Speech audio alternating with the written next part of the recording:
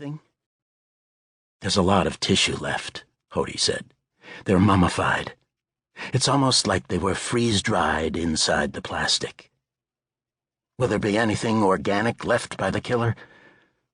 The woman meant semen, but didn't use the word. If they could recover semen, they could get DNA. "If there was anything to begin with, it's possible there are still traces," Hody said.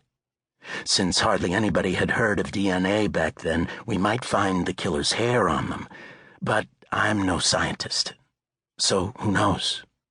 Let's get them to the ME." One of the cops in the back said, "Marcy, Davenport's coming down."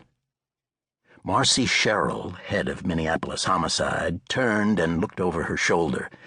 Lucas Davenport, a dark-haired, broad-shouldered man in black slacks, French blue shirt, his suit jacket hung by a finger over his shoulder, was trudging down the earthen ramp toward the group around the plastic sepulchre.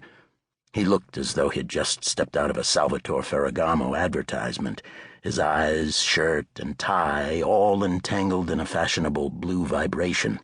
She said, "Okay, this makes my day." An older man said, "He worked on it, this." He gestured at the plastic. "I don't think so," Sherrill said. "He'd have been too young." "I remember," the old man said. "He was all over it. I think it was his first case in plainclothes."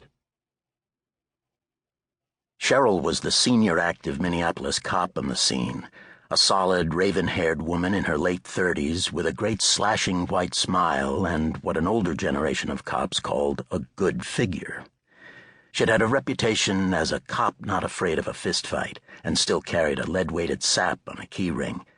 Sherrill had come on the police force at a time when women were still suspect when it came to doing street work.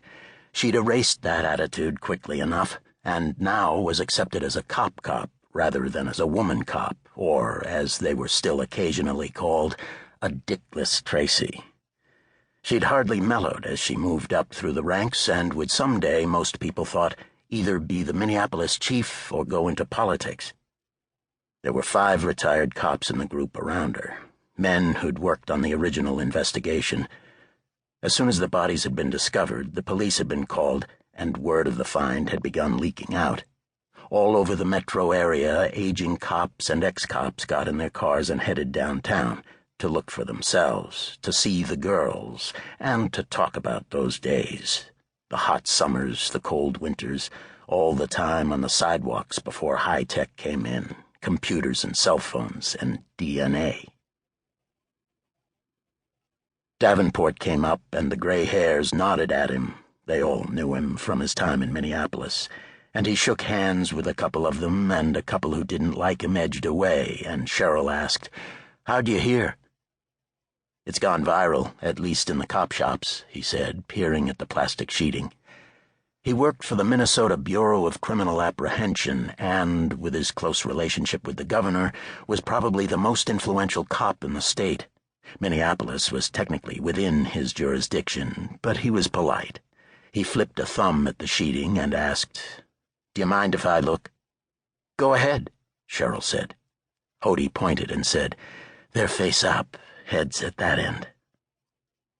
Lucas squatted in Hody's knee prints at the end of the plastic, looked down at the withered faces for a full 30 seconds, then, paying no attention to the neat crease on his wool-blend slacks, got on his knees and crawled slowly down the length of the bundle, his face an inch from the plastic.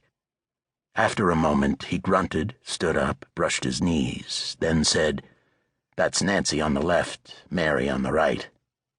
"Hard to know for sure," Hody said. "It likely is them. The size is right, the hair coloring." Lucas said, "It's them.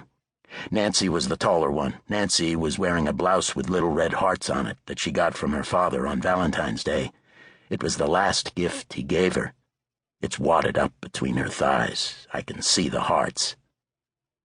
Sherrill looked up at the sides of the trench and said, "I wonder what the address was here. We need to pull some aerials and figure out which one was which. I thought the guy who did it—" "Terry Scrape," Lucas said. "He didn't do it." She stared at him.